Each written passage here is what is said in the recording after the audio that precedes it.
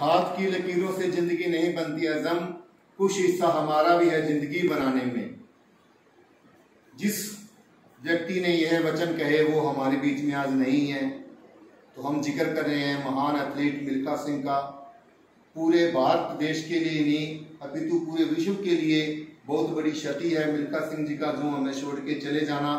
तो आज उनके जीवन पर प्रकाश डालते हैं, किस प्रकार मिल्खा सिंह एक शरणार्थी के रूप में भारत आए, उनके माता पिता को उनकी आंखों के सामने कत्ल कर दिया गया, वो भागकर अपनी जान बचाकर भारत आते हैं पाकिस्तान से। वो भागना उनकी मजबूरी थी और वो मजबूरी उनके जुनून में बदली, और जब जुनून उनका रंग लेके आया तो वो मिल्खा सिंह से बन गए फ्लाइंग सिख और पूरी दुनिया को वाह वाह कहने पर मजबूर कर दिया।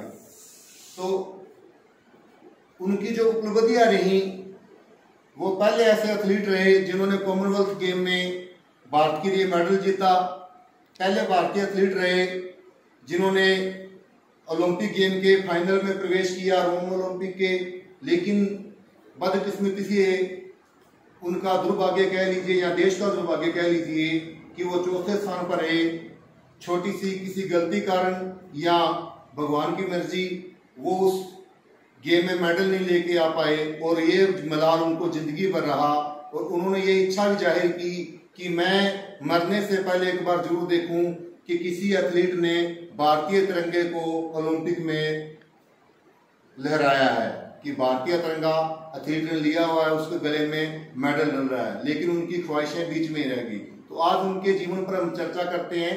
वो एक शरणार्थी के रूप में बचपन में छोटी उम्र में उनके माता पिता का भारत पाकिस्तान बंटवारे के दौरान कत्ल कर दिया गया उनकी आंखों के सामने। वो भागकर भारत आते हैं और खाली पेट नंगे पैर भागते हैं, इतना भागते हैं कि उनके मुंह से खून आने लग जाता है बार बार, और भगवान से यही प्रार्थना करते हैं कि आज मैं ठीक हो जाऊं, कल दोबारा नहीं भागूंगा। लेकिन फिर वो उस जिद के साथ कि मुझे कुछ करना है, तो भारतीय सेना में भर्ती होते हैं। भारतीय सेना से उनको एक प्लेटफॉर्म मिल जाता है, एथलेटिक्स को ज्वाइन करते हैं और वो नेशनल रिकॉर्ड बनाते हैं जो 40 साल तक कोई नहीं तोड़ पाया।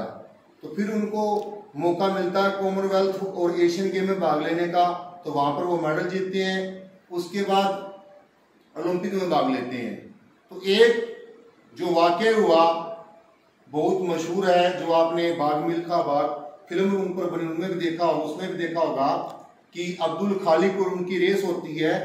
इसके अंदर एक किस्सा होता है कि जो मिल्खा सिंह ने खुद काफी इंटरव्यूज में बयान किया है कि पंडित नेहरू उनको बुलाते हैं कि आपको इनविटेशन आया है पाकिस्तान से अब्दुल खालिक के साथ दौड़ने का, और मिल्खा सिंह मना कर देते हैं क्योंकि वो कहते हैं कि मेरी आंखों के सामने अभी भी वो मंजर है कि जब मेरे माता पिता को मेरी आंखों के सामने मारा गया तो मैं उस जमीन पर दोबारा नहीं जाना चाहूंगा। लेकिन नेहरू जी कहते हैं कि मिल्खा सिंह जो खेल है वो लोगों को जोड़ता है, तोड़ता नहीं, इसलिए आपको पाकिस्तान का जो निमंत्रण है वो स्वीकार करना चाहिए। तो वो जब वहां जाते हैं तो उनका स्वागत किया जाता है। बच्चे बच्चे की जुबान पर एक ही नाम होता है, मिल्खा सिंह, मिल्खा सिंह। वहां उनकी रेस होती है, तो जब वो एक न्यूज़पेपर देखते हैं उसमें लिखा होता है अब्दुल खालिक और मिल्खा सिंह की टक्कर, तो उस पर वो एतराज जताते हैं कि आपको ऐसा नहीं लिखना चाहिए था, क्योंकि जो खेल है वो तोड़ने के लिए नहीं है, जोड़ने के लिए है, लोगों में प्यार बढ़ाने के लिए है। तो आपको ये नहीं लिखना चाहिए था, हम तो प्यार के लिए यहाँ आए हैं, आप लोगों का प्यार था जो मुझे यहाँ खींच के लाया है। तो इसमें कोई दुश्मनी या वो कोई बात नहीं है कि मैं अपने दुश्मन को हरा रहा हूँ या वो मेरा दुश्मन है मुझे हराएगा। तो वो इस पर एतराज जताते हैं। तो इससे पता चलता है कि उनके विचार कितने उच्च थे। उनकी रेस होती है, रेस के दौरान वही होता है, मिल्खा सिंह अब्दुल खालिक को हरा देते हैं, और उस दौरान जनरल अयूब खान जो पाकिस्तान आर्मी के चीफ होते हैं वो मिल्खा सिंह को फ्लाइंग सिख का जो एक नाम देते हैं। उसके बाद से उनका नाम पड़ गया फ्लाइंग सिख, या उनको उड़ने वाला सिख भी कहा गया, क्योंकि उन्होंने कहा था आज तुम दौड़े नहीं उड़े हो। तो उस दौरान एक ऐसा वाकया होता है, उनको कहा जाता है कि आपको लोग देखना चाहते हैं, आप ग्राउंड का एक चक्कर और लगाओ। तो वहां टोटल 60,000 लोग बैठे थे, सन 60 की बात है, लाहौर स्टेडियम में। तो जब मिल्खा सिंह दौड़ते दूसरा राउंड लगाते हैं लोगों का अभिवादन के लिए, उनका धन्यवाद देने के लिए लोगों को, तो उस दौरान 10,000 महिलाएं, क्योंकि जो मोमडन के मुस्लिम की रिवाज होता है कि बुर्का पहन कर रखती हैं, तो 10,000 औरतों ने अपना बुर्का दिखाकर उठाकर देखा कि इस सरदार ने आज कमाल कर दिया है, अब्दुल खालिद को हराया है, ये वाकई बहुत ही तेज दौड़ता है। तो इस प्रकार उनका जो नाम है दुनिया के अंदर छा गया और वो 60 रोम ओलंपिक के लिए सिलेक्ट हुए, लेकिन बदकिस्मती रही। लेकिन बदकिस्मती ये थी वो जीत नहीं पाए।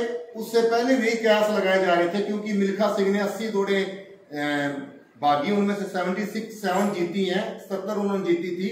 तो लोग यही कह रहे थे अगर रोम के अंदर कोई 400 मीटर में मेडल लेके आएगा तो वो मिल्खा सिंह का आएगा, लेकिन किसी वजह से यहाँ बदकिस्मती से वो नहीं जीत पाए। वो इस बात का उनको मलाल रहा जिंदगी भर, जब तक वो जीवित रहे। वो हर बार यही जिक्र करते थे जो मैं नहीं कर पाया तो वो मेरे बाद कोई करे। तो 18 जून बीती रात उनका पीजे चंडीगढ़ में निधन हो गया है। उनसे कुछ दिन पहले उनकी पत्नी का भी निधन हुआ था, तो हम उनको अपने श्रद्धा सुमन अर्पित करते उनको श्रद्धांजलि देते हैं, ऐसे महान भारतीय एथलीट को। तो एक शेर पढ़ूंगा मैं।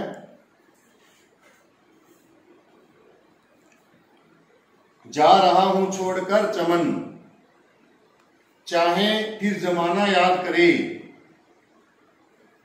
है आखिरी ख्वाहिश यही, खिले फूल हजारों गुलशन में, जो ना कर सका मैं कोई मेरे बात करे। धन्यवाद।